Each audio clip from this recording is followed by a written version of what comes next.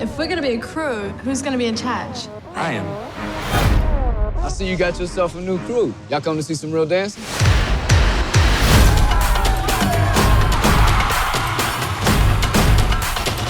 Congratulations on Step Up All In. Thank you. You guys are back again.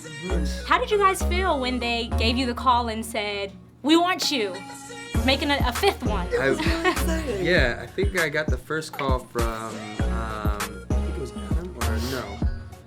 It was one of the producers from Offspring, and it was Adam's sister, Jennifer. And they said, hey, we got a script. We've already written you in. Are you ready to do this? And I said, heck yeah, I'm not doing anything. I'm on Pretty Little Liars. Let's do another movie. Right. Yeah. And same, it had been 6 years for me, so it was a surprise to me. I didn't see it coming in.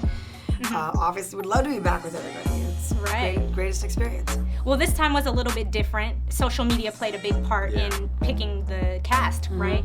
How do you guys feel about social media? Are you big on it?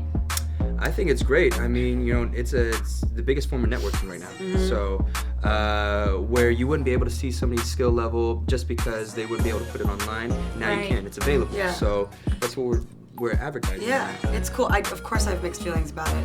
I do use Instagram well because I like pictures, but it is no Instagram. No Instagram. Just Twitter. And I rarely do Twitter. Like every now and then. Yeah, I'm good with pictures, but it's just a weird thing into your personal world when you kind of play the line of.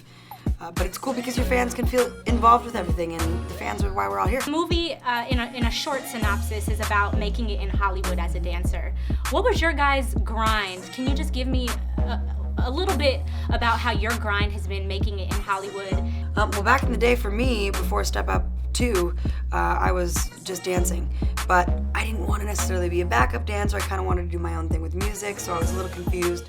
Luckily, acting took off. And it's been an interesting ride. There's been things that I've loved about it, things I would love to be a little bit different. But I must say, everything is definitely on the right path, and I'm pretty excited about what's coming next. That's for me, tell me about what you have coming next. I know you have a lot coming up next. Yes. I got a lot tell me of things, about that. But the beginning, I mean, the starting process to come out here from Sacramento to LA, you know, I came out here with a minivan, old minivan, it's like caravan, like broke down. Like the one, right? It's the one. Yeah, where you drive and you kind of sit back so no one sees you. Like you can't move the seat forward or back anymore. You didn't want to be seen anyway. No, but I had, you know, a certain low income. I was staying in a one bedroom with 5 guys, which is not the most fun thing in the world. But yeah, to now finally be at this point and be blessed enough to be working on Step Up, Gem and Holograms, you know, Boy Next Door, and Pretty Little Liars, and all this stuff. I take it for what it is. I feel so blessed, and I thank, you know, whoever helped me, you know, as much as I possibly can. Well, this time it was social media that had a big part. The fans got to play a part in who they were bringing back. How do you feel about social media and what it's doing in the entertainment business? Honestly, it's social media is kind of shaping the world. Not kind of. I'm sorry. Social media is shaping the world. It is, and there's no denying the fact. There's no running from it. So the fact that, you know, we've kind of embraced that and used it for the positive. You know, who are the fan favorites? Who would you like to see back? You know, who from YouTube, which is a huge tool, and especially in the dance world right now. Who are your YouTube favorites that you'd like to see in the Step Up franchise? Things like that, and actually listening to that feedback and making it happen, you know what I mean? It's increasing the fan base and also showing the Step Up fans, you know, that their dedication is listened to and fed back. Right. Well, speaking of YouTube, I saw a video of you on YouTube crumping, which is big in LA. You killed it. I was like, I was trying to get it. I wasn't quite like you, but can you explain to me or describe to me what your first dance battle was like? Yes. My first dance battle, it was in Montgomery, Alabama. Ooh, right. It was a club named Sharky's. Teen night. Right, I got on a fresh outfit, turtleneck, right? And there was a dude in there, and we walked in. There was this little guy, a guy named John, just doing all this stuff in the middle of the floor. And I remember just jumping in and thinking like, okay, well, I'm gonna do that too. And we went back and forth and went back and forth, and we had the crowd for like a second, and then they just lost interest real quick. But we didn't really realize that until much later when we stopped. You were still going. You know, we were kind of still going. Yeah. But with that, I did realize that I kind of got lost in time doing that. You know what I mean? And I was kind of on the right path. You knew that was pursuing your dance. passion. That's what I wanted. Absolutely. How old were you? I was 16.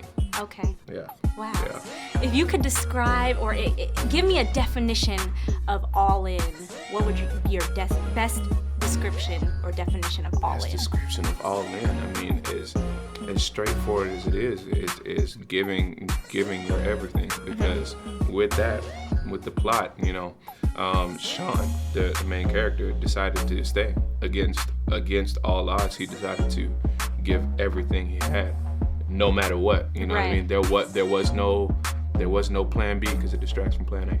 You know what I mean? So everything in, and that's I think that's what the movie reflects. I like that. Yeah. Okay, now with the last name Boss, you got some big shoes to fill, right? I mean, I can definitely, looking you up and researching some things, I see you have your hands in a lot of pots. You are part of Dizzy Feet Foundation.